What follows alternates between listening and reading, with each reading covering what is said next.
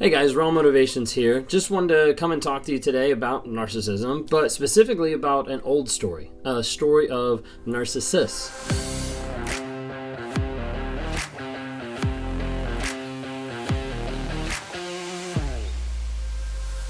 You might have heard of this story before, and I want to kind of read an excerpt out of a book that's explaining a little bit about it and in terms of how it relates to narcissism in everyday life. So the book I'm going to be coming to you from today right now is called When Narcissism Comes to Church. It's a really good read. I'd highly recommend it. I'm halfway through, so I can't recommend the entire book, but the first half that I read is really good. It's not from just a Christian perspective. It is talking about how people get abused in churches, how people get abused with narcissism in those type of environments. Anyways, I'll talk more about that later, but wanted to talk to you really quick about this. I'm going to read this real quick for you. The myth of Narcissus tells the story well. While often told as a tale of excessive self-love, it is precisely self-love that Narcissus was lacking.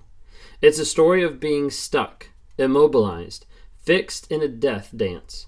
In his youth, he ran free, hunting in the forests, loved and desired by young women. But he would let no one touch his heart. This is the wound of shame. One who is ashamed cannot connect and cannot become vulnerable. He is immovable, untouchable. Narcissus finds himself thirsty one day and makes his way to a clear pool for a drink. In the water he sees his reflection, an image so striking that he reaches in to embrace it. But the image is lost whenever the water is disrupted, as it is with each future effort, leaving Narcissus all the more desperate. Immobilized before the pool, he pines for the image that he will never return his love and eventually succumbs to the neglect of his basic needs. Now in here it says, Terence Real articulates the tale's meaning well. People often think of Narcissus as the symbol of excessive self-regard, but in fact he exemplifies the opposite. As the Renaissance philosopher Marsilio Finicino observed in the 1500s, Narcissus did not suffer from an overabundance of self-love, but rather from its deficiency. The myth is a parable about paralysis. The youth who first appears in restless motion is suddenly rooted in one spot, unable to leave the elusive spirit. As Finicino remarked, if Narcissus had possessed real self-love, he would have been able to leave his fascination. The curse of Narcissus is immobilization, not out of love for himself, but out of dependency upon his image. Narcissus is trapped in a vicious narcissistic feedback loop. The name Narcissus comes from the Greek narc, which means numbness, a kind of stupor. It is the sting of addiction that Narcissus experiences. So really interesting because the one part that I highlighted and underlined, the curse of Narcissus is immobilization, but not out of love for himself, but out of dependency upon his image. You see, so often it's easy to say, narcissists love themselves so much. Narcissists love everything about them. The only way to get past, the narcissist love is for them to stop looking at themselves. And an aspect of that is true. But when you take it really full circle, what the narcissist is in love with is their image. You might have heard me talk about how image is such a high thing for a narcissist. Image is all about what they are about. And control and manipulation and gaslighting and lies all stem from this and stem around it to the point where it comes back to it of saying, hey, I have to do everything in my power to protect the image that I have created. I did that. And I've done that, and I struggle with that on a day-to-day basis sometimes as I try to go back and work through the things that have caused me to be narcissistic and that I still struggle with each and every day. That's why I'm in therapy every single week. That's why I'm in therapy working to strive to become a better person, because otherwise it's so easy to get wrapped up in an image. It's so easy to get wrapped up into a thought, into a concept, into a reality that I would build and portray and think, hey, this is who I am. But in reality, it wasn't true. A narcissist will do just about anything to be able to manipulate and control other people's perception of their image. Maybe you experienced this. Maybe you experienced it as you interacted with your narcissist and you realized, hey, this person will throw me under the bus as fast as possible if I ever come to the place where I'm going to tarnish their image. They're going to discard me as fast as possible if they start to think that I'm going to affect their status or how they appear to others. You see this in how they interact with others. You see this how they interact on social media. I want to keep a certain image. I want to keep a certain image that I am single to the world. So as a result, I won't friend you. I won't let you on my social media. I won't tag you on my social media. We won't show that we're in a relationship on social media. And it goes time and time again where people are like, whoa, like what's going on here? And they're like, oh, I'm just not into social media. Oh, I'm just not into this. Like, oh, no, what they are is they're consumed about their image, and they want to keep their image to appear single to the rest of the world. A narcissist is all about their image. Now, I find it interesting, like how the book talks about how they're like immobilized about it, how it's such a huge aspect that they lose, that the character in the book, narcissist, loses his sense of self-worth. He loses his taking care of himself. He loses all this stuff to keep that image secure.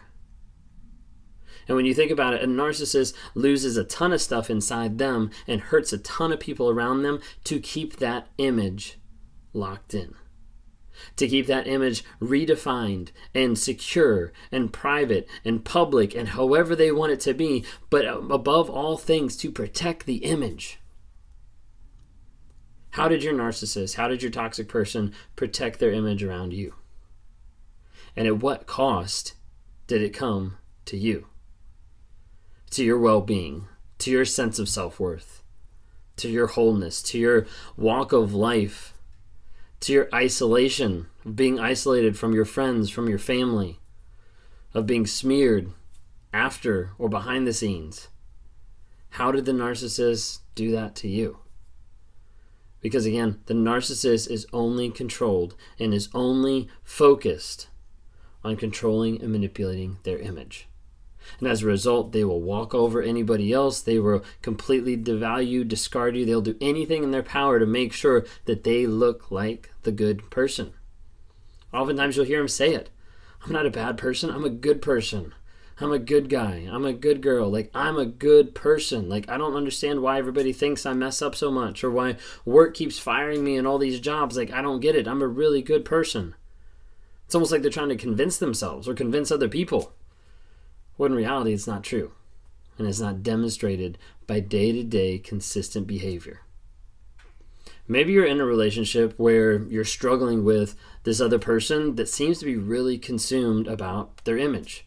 Maybe it's their physical looks. Maybe it's their overall demeanor. Maybe it's their knowledge. Maybe it's how they interact with people at work. Maybe it's the type of mentality, like the genre of life that they've built on that image. You might be dealing with someone who's fake. You might be dealing with someone who has narcissistic tendencies or narcissistic traits. That's something for you to think about and something for you to consider, because a person like this will be very, very, very consumed with their image. What people believe about them, what people think about them, and how people interact with them on a day-to-day basis. You'll see this at times with partners that are split apart, where the dad now wants to appear like a loving father even though he's never cared about the kids. Where the mom wants to act like she comes into their lives and dotes on the kids when she hasn't seen them in 3 months. These are the type of things that you'll see time and time again of people that are consumed with their image and want to portray that to everybody out there. But in reality, that's not the truth of who they are and of how they've lived. If you're struggling with this, if you've been with someone who's is like this, I'd love to be able to talk to you and love to be able to reach out to you. If you go to my website, rawmotivations.com, click on one-on-ones, would love to have one-on-one session with you just to be able to help you work through this, to find closure, to work through to get out of a trauma bond, to work through whatever it might be as you're getting away from your narcissist. Oftentimes I provide a unique perspective coming from the aspect of a self-aware narcissist saying, hey, this is what I struggle with, this is how my mind thinks, this is probably what they're thinking, and it helps kind of close the gaps and the loops with several people whenever we talk. If you want to be a part of a community that's trying to grow and trying to encourage others, then go download the NARC app, Narcissistic Abuse Recovery Community. It's an app with over 1,000 people on it just now that are trying to work to build a better life by encouraging others, by setting up no contact, by keeping true to the truth of the facts of what is going on in their situation, because that is what's going to set them free on a day-to-day basis.